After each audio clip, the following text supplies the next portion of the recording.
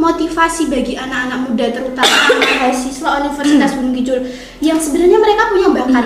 Kayak saya itu sebenarnya punya bakat tapi saya mager gitu. Menjadi juara 1 Kalurahan Budaya Jeruk Udel se-Daerah Istimewa Yogyakarta.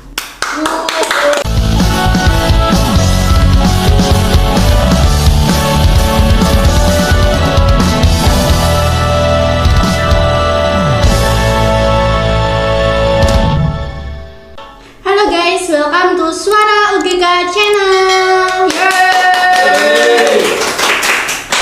Kembali lagi dengan saya Putut Retno Pamungkas, host tercantik karena cuma saya. Begitu jauh. Oke, kita kedatangan lagi seorang seniwati Gunung Kidul. Tapi seniman ini tidak asli berasal dari Gunung Kidul. Siapakah dia? Mari kita undang Devi Alfiani. Hai Mbak Devi Alfiani. Halo Mbak, gimana kabarnya? Kabarnya baik Mbak. Alhamdulillah. Oke, Mbak Devi ini berasal dari... Saya itu berasal dari Giri Subo, tapi dulunya ada di Riau. Oke, terus kelahiran tahun berapa Mbak? Saya kelahiran tahun 2002. Oke, berarti kita sebutnya adik Ya. ternyata. Bukan Mbak. Saya udah tua ternyata. Oke, Mbak Devi. Iya Mbak Putut. Mbak Devi ini pertama kali, kita langsung aja ya Mbak? Iya. Masuk ke inti pembicaraan kita. Pertama kali masuk ke seni itu tahun berapa Mbak? Sebenarnya kalau masuk ke seni ini seni yang gimana nih? Yang di Gunung Kidul iya, atau di gimana? Gunung Kidul. Oh, jadi saya itu kemarin itu pindah SMP-nya kan di Riau. SD SMP TK itu di Riau. Terus SMK-nya pindah ke Giri Subo, ke SMK Negeri 1 Giri Subo itu. Ya, yang ada kolamnya. Iya, ada kolamnya itu. Nah, setelah saya pindah di situ karena kebetulan salah satu keluarga saya itu ada yang ikut kesenian di sana dan kebetulan saya itu tinggalnya di desa di Kalurahan Budaya Jeruk Udel. Nah, saya ikut berkecimpung kegiatan kesenian di situ dari ketoprak itu awalnya Mbak. Ikut festival di Festival Ketoprak Kabupaten Gunung Kidul gitu. Oh, tapi pertama kali kan Mbak Devi kan dari mana? Riau ya? Dari itu Riau. kan udah pasti nggak bisa bahasa Jawa nggak Mbak dulu? Kalau dulu itu sebenarnya bisa tapi sedikit-sedikit gitu. Nah, kan kalau ketoprak itu kan setahu saya emang bahasanya itu pakem, Iya. terus dia itu pakai biasanya bahasa kromo inggil lah, kromo madyo, kromo ya pokoknya yang itu tuh lah Mbak. Itu Iya. gimana cara mempelajarinya Mbak? Cara mempelajarinya tuh awalnya susah sih ya Mbak. Maksudnya dari orang yang nggak tahu seni ketoprak, seni teater Jawa, terus tiba-tiba disuruh ikut itu awalnya kaget juga. Tapi kebetulannya pertama kali saya ikut itu bahasanya itu adalah bahasa yang saya tidak asing lagi gitu. Bukan bahasa, bahasa ngoko. Jadi nggak bahasa yang kromo. Jadi saya lumayan bisa mengikuti lebih cepat gitu. Tapi semakin kesini ya belajar sama orang-orang baru gitu Mbak. Dengar-dengar Mbak Devi ini juga juara 1 apa Mbak kemarin? Oh, itu ikut kan ada kalau Kalurahan Budaya itu ada festival dengan potensinya. Nah, itu kebetulan di tahun 2020 itu kita menjadi juara 1 Kalurahan Budaya Jeruk Udel se-Daerah Istimewa Yogyakarta. Itu yang ditampilkan juga kesenian ketoprak Mbak? Iya, ketoprak opera. Luar biasa sekali pemirsa. Luar biasa kan Mbak? Luar biasa, saya juga bisa. Terus Mbak, berarti sampai sekarang bisa mengupgrade skill Mbak mengenai bahasa Jawa itu karena Mbak sering belajar secara otodidak atau karena kayak kegiatan-kegiatan itu Mbak? Karena kegiatan-kegiatan itu, kalau belajar sendiri saya kira kalau bahasa ya kan sulit ya Mbak. Karena kan itu komunikasi kalau bahasa maksudnya. Jadi saya tuh lebih kepada belajar bareng sama teman-teman, termasuk juga Mbak Putut salah satunya. Kenapa saya? Ya kan? Teman saya berseni di desa terus kita kan kumpulnya nggak cuma sama orang-orang yang sepantar dengan kita, tapi ada banyak juga yang lebih tua kan. Jadi orang-orang yang lebih tua ini biasanya juga menyumbangkan ide-idenya itu dengan menggunakan bahasa-bahasa yang memang kadang-kadang kita nggak tahu itu apa gitu. Kayak apa, bahasa Jawa kayak do sama do kan kadang-kadang beda ya kan. Itu ya, saya sendiri yang asli Jawa aja sulit gitu Mbak untuk mempelajari hal itu gitu. Terus kalau melihat lingkungan dari Gunung Kidul sendiri, gimana sih Mbak keadaan seniman seniwati di sini? Kalau menurut saya dilihat dari fakta yang ada, emang udah banyak ya di Gunung Kidul seniman seniwati yang luar biasa. Dilihat kalau misalkan kita festival, juga terbukti dari dinas kebudayaan yang memang memberikan kita tempat ruang untuk kita mengeksplor apa yang kita punya, bakat-bakat kita. Contohnya di sini juga ada festival ketoprak, teater, tradisi, tari, jadilan dari yang anak-anak sampai yang memang kita udah tua itu ada. Jadi memang udah terlihat bahwa seniman seniwati yang ada di Kabupaten Gunung Kidul itu emang luar biasa tumbuh dengan sebegitu cepatnya gitu, Mbak. Iya. Kalau menurut saya sendiri seni di Gunung Kidul itu emang gimana ya, asik gitu loh. Asik, banyak yang perlu kita pelajari. Terus orang-orangnya juga fun gitu ya, buat kita lebih seneng gitu loh di lingkungan seni itu. Tapi kalau kita mengerucut lagi Mbak ke lingkungan kampus kita tercinta, Mbaknya juga mahasiswa sini kan? Iya, saya mahasiswa Universitas Gunung Kidul. Semester 3. Prodi Ekonomi Pembangunan. Oke, kalau menurut Mbak Devi nih, Universitas Gunung Kidul itu universitas yang seperti apa sih Mbak?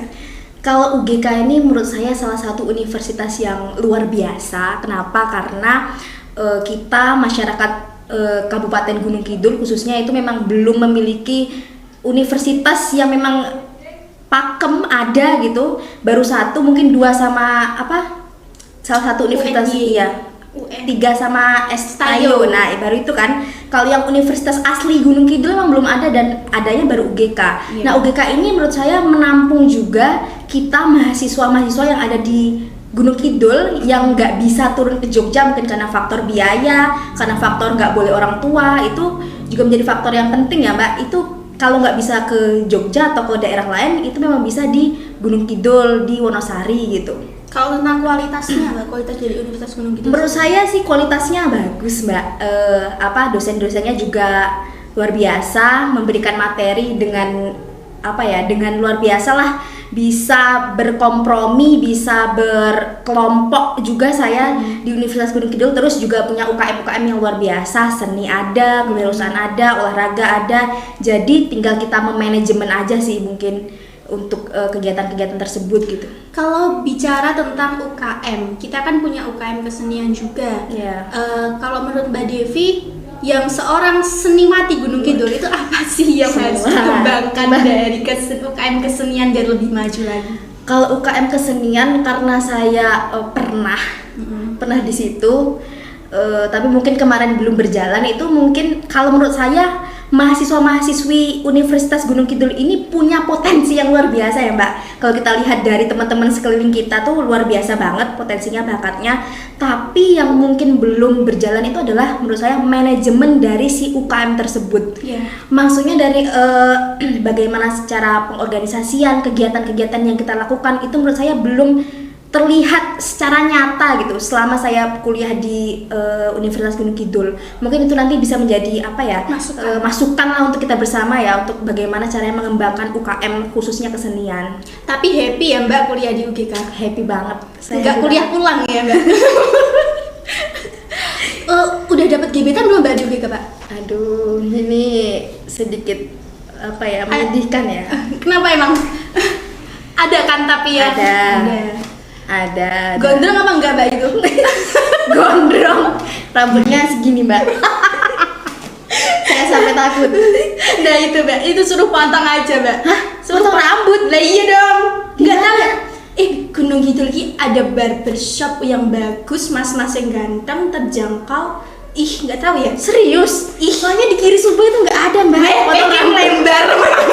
Aja kan yang gini coba. Ngerti banget Saya jamur. Aduh, ternyata ada potong rambut. Apa itu mbak namanya? Tuan Zero Barbershop. Di sana nggak hanya melayani potong rambut mbak, tapi juga ada merapikan jenggot. Kalau pacar mbaknya jenggoten, Bapak saya itu berarti bisa ya? ya bisa dong. Sama ada parfum juga. Ini parfumnya dia mbak. Soalnya tuh teman saya yang promosi tuh mbak. Pakai ini nggak apa-apa tuh mbak. Ada serius ada. Nah, kan aku iki vitamin rambut bagi. Oh ini ada yang kribo juga mbak. Oh iya, biar lurus ya. Ini berarti punyanya si ini tadi Tuan Zero. Belinya di Tuan Zero. Oh luar biasa. Di sana itu banyak banget mas-masnya ganteng. Ini ada Instagramnya. Oh ada Instagramnya ya mbak. Nah, iya. Tuan Zero Barber. Oh ada parfum juga. Ada dong. Mantap. Jangan lupa ya mbak, pacarmu jangan Rene. Oh iya, siap, bagus siap, kayak pacarku. Oh bagus ya pasar. Oke, kita kembali lagi ke topik tentang seni. Aku tuh sebenarnya penasaran mbak. Iya. Mbaknya ini cuman bergelut di seni peran aja atau ada seni-seni yang lain sih mbak? Sebenarnya saya itu suka juga nyanyi, nyinden. Jadi saya beberapa kali itu emang ikut nyinden, Mbak. Tapi memang belum Lip-sync. terasa. Nggak terasa lip-sync ya. Terus saya juga beberapa kali nyoba nari. Tapi kan karena keterbatasan saya di bidang pernarian ini, saya tuh kaku orangnya. Kalau disuruh nari gemulai itu emang nggak bisa. Tapi nyanyi bisa ya? Nyanyi ya. Coba dong sedikit. Jangan. Kelebus. Kelebus itu yang mana ya kelebus itu? Kelebusnya dia, Reve. Iki sing mirip kan? Oh. Lebus. Hah? Langitnya petang. Langitnya petang. Lagi tebedeng? Ayo coba mbak sedikit mbak. Yuk. Yuk, 1, 2, 3. Langit petang, udan saya deras klepus tekan hatiku, cedake karo aku nanging atimu tinggo wong liya. Luar biasa. Mantap. Bener-bener seniman yang multi talenta ya menurut saya, karena seni peran lah, seni peran iso, nyanyi iso, coba deh aku nyinden ya iso loh. Sing terakhir deh, nyinden yang terakhir. Jangan tuh mbak. Sing sinjel. Jangan nangis lagi nangis. Siti, yo iso yo. Sing terakhir ya, yang di kanan aja itu loh. Jangan itu sedih. Nggak apa-apa. Nanti mereka nangis nih nonton. Iya itu yang masuk. Tisu. Boleh ya sedikit aja. Itu liriknya gimana ya? Waduh, udah buka. Nggak usah. Ini jadi.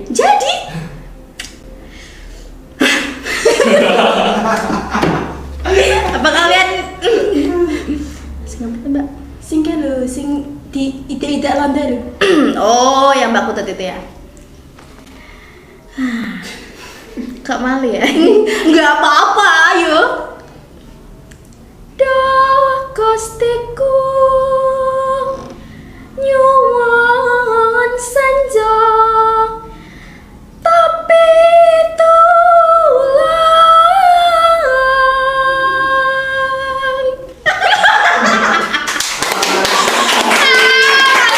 Kalau mau lebih lama besok sewa saya aja. Oke? Nyewone kuwi kudu nganggo banner. Nah, aku kuwi kudu pasang banner nek Oh, siap. Neng CWI Citra Warna Indah Taman Bakti. Nanti ditulis ya di description box alamatnya dan nomor kontaknya. Nanti kalian bisa cetak banner, cetak spanduk, baliho, one way fiction, stiker, kartu namamu udah pesinden. Oh, pesinden Indonesia. Oke, siap. Oh ya CWI ya mbak? CWI. Oh ya CWI. Nah, iku ya, Mbak. Nah, sak liyane kuwi, Mbak. Ya Allah, kuwi di bahasa Jawa ya apa ya, Mbak? Ya apa kan Jawa. Iya, bener banget wong Gunung Kidul. Kepese kan. Emang beleh-beleh petek potek. Iya. Kalau untuk motivasi bagi anak-anak muda terutama mahasiswa Universitas Gunung Kidul yang sebenarnya mereka punya bakat, kayak saya itu sebenarnya punya bakat tapi saya mager gitu. Itu gimana Mbak buat motivasi lah? Menurut saya kalau kita punya bakat tapi mungkin masih mager, masih malu, itu yang pertama adalah kita bisa dapat banyak ilmu itu tidak hanya di universitas. Kita bisa dapat banyak ilmu di berbagai kegiatan. Contohnya misalkan kegiatan ketoprak, kalau misalkan kesenian, misalkan olahraga ya bola, futsal dan lain sebagainya. Kalau kita punya bakat, kita merasa kita mampu, kita bisa, kenapa tidak kita coba hal itu untuk dieksplor lagi? Jadi kan selain kita bisa mengasah bakat yang kita punya, kita juga bisa nambah temen, bisa nambah pengalaman yang mana itu nanti akan sangat berguna ketika kita memang terjun di dunia kerja. Menurut saya kayak gitu sih Mbak. Oke, jadi guys, bisa kita simpulkan bahwasanya yang sebenarnya kita nggak bisa, itu bisa karena kita belajar. Contohnya Mbak Devi, dia dulu dari Rio loh. Mungkin bahasa Jawa bisa, tapi cuman ora. Tapi nyatanya bisa mengeksplor ke ketoprak yang menurut saya itu bahasanya itu saya aja yang asli orang Jawa, asli wong Gunung Kidul wi kudu belajar meneh mengenai basa-basa Kromo, basa-basa Kromo Madya, Kromo Inggil dan sebagainya. Jadi untuk pemuda-pemuda Gunung Kidul iki ojo mageran. Kalian itu diberikan waktu untuk berproduktif, untuk mengembangkan skill, mengembangkan bakat.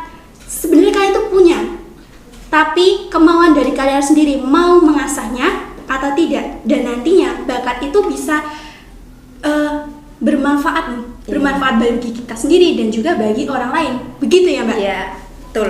Oke, terima kasih untuk podcast kita kali ini. Sangat menambah motivasi bagi pemuda-pemuda Gunung Kidul, dan sukses ya Mbak untuk berkarir dalam bidang seni ataupun di luar seni. Sukses juga untuk perkuliahannya. Semoga mendapatkan IPK yang cum laude. Iya, semoga ya. Oke. Jangan lupa di like, subscribe, dan jangan lupa komen siapa lagi pemuda-pemuda Gunung Kidul maupun di luar Gunung Kidul yang kalian kehendaki untuk kita ajak ngobrol-ngobrol bersama seperti Mbak Devi kali ini. Sekian podcast dari kami.